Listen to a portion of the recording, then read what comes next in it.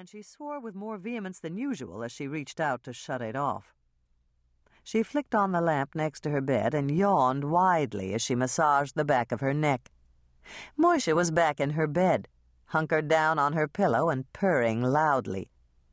No wonder her neck was stiff. He'd stolen her favorite pillow again. Hannah sighed deeply and began the painful process of mentally preparing herself for the 1,000,001 things she had to do today.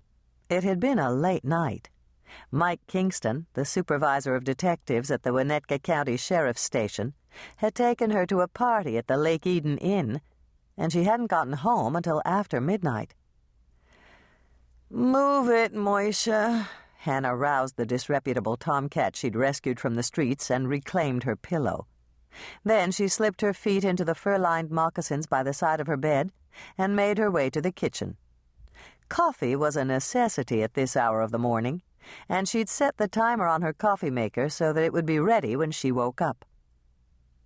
It was December in Minnesota, and the morning sky was masquerading as night. Daybreak wouldn't come for another hour and a half. Hannah had no sooner switched on the banks of fluorescent tubes that gave her gleaming white kitchen the luminescence of an operating room than the phone rang.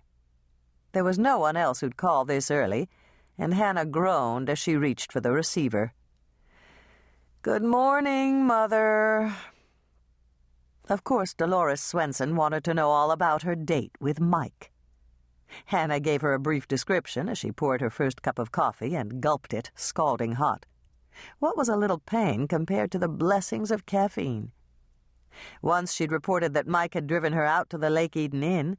They'd enjoyed a buffet dinner with the contestants who'd arrived for the Hartland Flour dessert bake-off, listened to the after-dinner speech by Clayton Hart, the owner of Hartland Flour, and gone back to her shop to mix up the cookie dough for today's baking. There was nothing else to say. "That's it, Mother. Mike was really nice, and I had a good time." Hannah tucked the phone between her shoulder and her ear and grabbed the broom to sweep up the dirt and shards of pottery from the catnip pot. There were no leaves left. Moisha had scarfed up every one. Then she opened a new box of kitty crunchies for Moisha, who was insistently and none too gently rubbing against her ankles, and answered her mother's question. "No, Mother. Mike didn't mention marriage. The subject's never come up."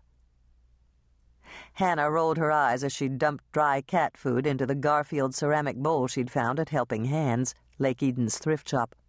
Dolores believed that a woman who was almost 30 and still unmarried just wasn't trying hard enough. Hannah disagreed, in principle, and especially in her own case. She didn't want to get married at this time in her life. Actually, she wasn't sure she ever wanted to marry. "Look, Mother," Hannah made a conscious effort to keep her tone pleasant, "there's nothing wrong with being single. I'm running a successful business. I own my own condo, and I have plenty of friends. Can you hold on a second? I have to get Moisha some water." Hannah placed the receiver on the counter and turned on the faucet, filling Moisha's water bowl to the brim. She set it down next to his food bowl and whispered an aside to him. "She'll start in on the baby thing next. I'd better head her off at the pass." "It's not like I'm dying to have children, Mother." Hannah settled the phone against her ear again. "I've got Tracy, and I see her almost every day. Between the shop and catering, I wouldn't have time to be a good mother anyway." Dolores launched into her predictable argument, and Hannah half listened while she poured herself a second cup of coffee. It was nothing new. She'd heard it all before. Hannah's niece, Tracy, couldn't possibly take the place of Hannah's own child. Hannah didn't know what she was missing, and there was no joy like holding your own baby in your arms. When Dolores got to the part about ticking biological clocks, Hannah glanced up at her own kitchen clock, shaped like an apple and another acquisition from Helping Hands. It was time to end the conversation, and that wouldn't be easy. Dolores didn't like to be stopped short in the middle of one of her lectures. "I've got to run, Mother. I promised to be at the school in less than an hour." Just saying that she was in a hurry didn't sway Dolores from her purpose.